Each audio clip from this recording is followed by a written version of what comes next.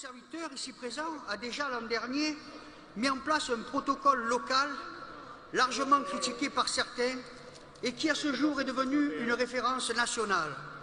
Les avancées phénoménales pour les personnels sont au nombre de 22. Je veux revenir sur les plus marquantes. La prime de présentéisme pour dédommager celles et ceux qui assurent la continuité du service public.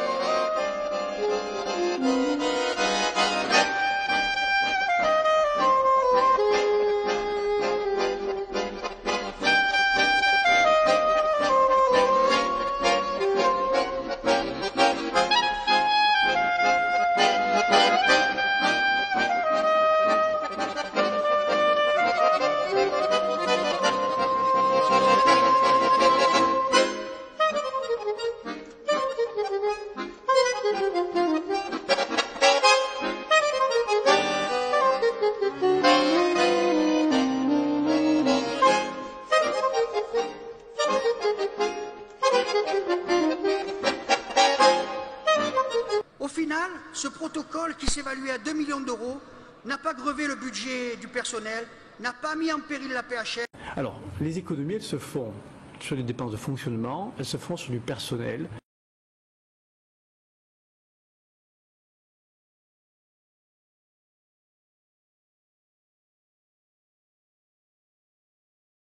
Depuis 2 ans, depuis 2 ans, nous ne cessons de répéter aux agents par le biais de tracts, de communiqués, que cette prime de présentéisme, la prime pour les astreintes, sont prises sur la prime de service. Ça nous paraissait très clair d'expliquer ça parce que c'est du vol, nous l'avons dit. Malheureusement, peut-être sommes-nous trop avant-gardistes, puisque lorsqu'on l'a dit, les autres syndicats n'ont pas vraiment entendu ou en tout cas n'ont pas pris au sérieux nos communiqués. Et nous aurions souhaité qu'à ce moment-là, effectivement, on puisse faire une véritable intersyndicale pour combattre ce vol effectué sur la prime de service des agents. Mais il se trouve qu'un syndicat qui a signé un beau matin le protocole avec le directeur général pensait avoir la parole universelle, puisque ayant signé avec le directeur général un protocole présenté comme une avancée, on ne peut plus moderne, on ne peut plus efficace pour les agents. En termes de communication et de publicité pour un syndicat, dites donc un syndicat qui dit, bien sûr qui n'explique pas aux agents qu'on va voler l'argent à tous pour le donner à quelques-uns, mais qui explique que dans une grande négociation avec le directeur général, il a obtenu, ce syndicat, que vous ayez 200 € en plus sur votre prime. Qui pourrait cracher sur ces 200 € compte tenu aujourd'hui des difficultés que les agents ont au quotidien et que rares sont ceux qui arrivent à finir leur fin de mois. Ce syndicat a encore trouvé avec la direction générale le moyen d'octroyer une prime fixe de 219 € aux agents qui avaient des astreintes non déplacées, donc le fameux quart d'heure par heure non déplacé, et donc 219 € de prime est prise encore sur la prime de service, donc c'est-à-dire pris à tout le monde, y compris à ceux qui font les astreintes, y compris à ceux qui ont la prime de présentéisme. Bon, la Cour des comptes se mettant au milieu, la direction générale obligée de se remettre dans les clous d'un décret. Évidemment, ça ne faisait pas plaisir aux agents qui faisaient des astreintes parce que du coup, ils allaient perdre entre 300 et 400 € de leur prime d'astreinte, puisque les astreintes étaient mieux payées, puisqu'on différenciait les astreintes de jour, de nuit, de week-end et de semaine. Donc effectivement, les sommes étaient conséquentes. Libre opinion aux agents de voir, d'analyser la situation et le comportement de ce syndicat. Aujourd'hui, il fait mea culpa. Oui, il y en a d'autres. Hein. Nous avons des gens très haut placés de l'État qui font encore mea culpa. Ben, à nous de croire ou de ne pas croire leur façon d'être. Moi, je pense que quand on est responsable syndical, d'abord, c'est dans la négociation que les choses doivent se faire et de manière ouverte avec l'ensemble des organisations syndicales, ce qui évite à un syndicat de faire des erreurs. Et en plus, ça se fait aussi avec les membres d'un syndicat. Voilà pourquoi aujourd'hui, nous appelons syndicat solidaire. C'est ça la solidarité, c'est-à-dire qu'on n'envoie pas un chef ou un sous-chef aller négocier avec un directeur général.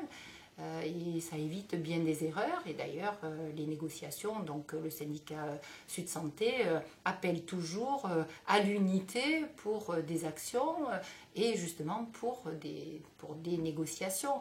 Là, il se trouve qu'aujourd'hui, il nous est difficile d'être dans l'action quand il s'agit de se lier avec certains syndicats. Alors, il est très clair pour nous qu'aujourd'hui, trop d'astreintes sont mobilisées sur l'assistance publique hôpitaux de Marseille, ce qui sous-entend très clairement que nous manquons, aussi bien pour les astreintes que pour les heures supplémentaires, c'est que nous manquons crucialement d'effectifs. Donc ce qu'on demande immédiatement et qu'on a demandé dans nos communiqués et dans nos tracts, c'est de passer aux embauches. C'est le seul moyen d'arriver sur des heures supplémentaires limitées telles que le prévoit le décret et des astreintes aussi limitées parce que sinon on ne s'en sortira pas. Donc aujourd'hui, ces dépassements d'heures supplémentaires, ces astreintes à outrance sont le reflet réel d'un manque d'effectifs dans nos établissements.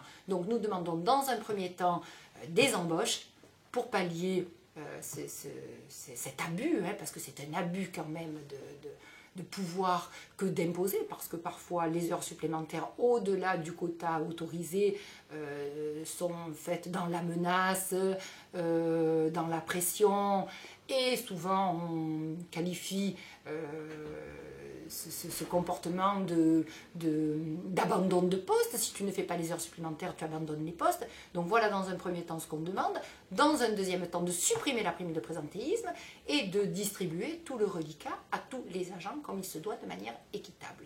Les fonctionnaires ne doivent pas être traités d'une manière différente. Donc ça, c'est le premier constat. Et quant à la prime d'astreinte, puisque elle va encore exister, puisque de toute façon, les astreintes doivent être aussi attrayantes qu'elles l'étaient avant l'application du décret pur et simple, c'est de prendre une prime, mais sur le budget de la DRH, et non pas sur la misérable prime de service que tout un chacun attend pour avoir une bouffée d'oxygène quelque temps. Évidemment que ce n'est pas localement qu'on négocie les salaires malheureusement. Hein. Je crois que si les salaires étaient décents, évidemment, nous n'aurions pas ce recours, dirais-je, abusif aux heures supplémentaires et aux astreintes. Hein. C'est inadmissible que les agents, vous puissiez attendre 18 ou 20 ans pour changer de grade, pour pouvoir accéder à un grade supérieur. Nous ne voulons absolument pas que ces critères de barrage soient mis en place. Et ça, bien sûr, ça se négocie sur le plan national. Et on reconnaît aujourd'hui que les salaires sont très bas dans la fonction publique. Hein. Ils sont assez, comme d'ailleurs dans le privé. C'est un vrai problème et c'est ça qui amène les gens, bien entendu, à recourir aux heures supplémentaires. Et ça, c'est un débat que une négociation qui doit être nationale, bien évidemment.